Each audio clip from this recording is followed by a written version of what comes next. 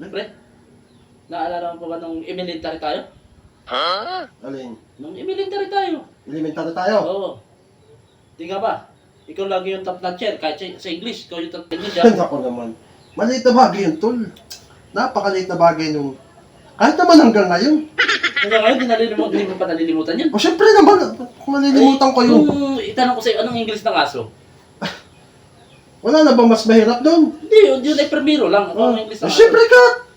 Ay, hindi mo talaga nalilimutan yun. Talino mo talaga. Aba, syempre naman. Pagdating sa mga ganyan ay, hindi ako bilib na bilib sa iyo. Kaya nga sa akin ka namangupya noon. Oo. Galing mo talaga. Pagdating sa mga ganyan bagay, galing mo talaga. Alam mo talaga ang mga sagot. Ay, sa kabayo, ang English sa kabayo, nga pala. Carabao, syempre. Ay, galing mo talaga. Idol talaga kita sa English. Di mo ba kaya tumataas ang score mo? Oo. Eh, nangungupya ka sa Aba, akin. siyempre na. Sa akin Tingnan ka mo, naman tayo nangungupya. magkaganunan tayo lagi sa papel, di ba? Pag nagawa ko ng assignment, napunta ka sa bahay namin. Oo. Tapos, Ginagaya mo yung assignment ko para hindi ka bumagsak. aba, siyempre, kaya ako sumunod sa'yo sa top notcher.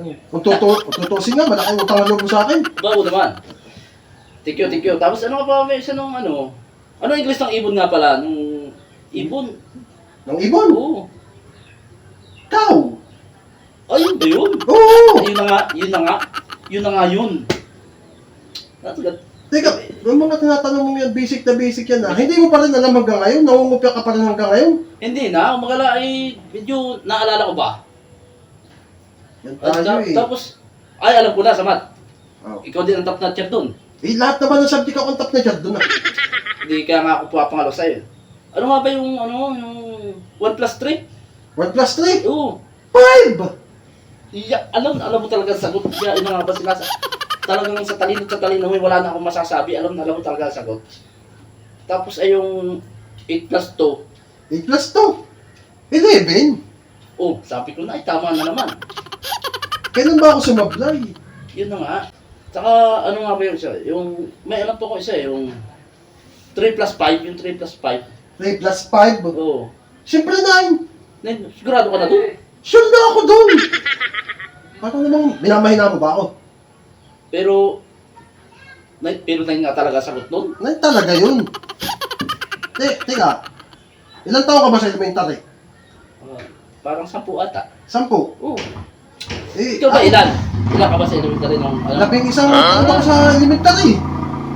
Ibig sabihin na huli ka pa sa akin ng konti.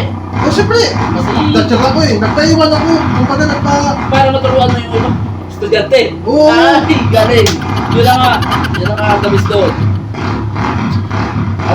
Alam mo kasi, yung katalinuhan na yan, dapat ipinapabahagi.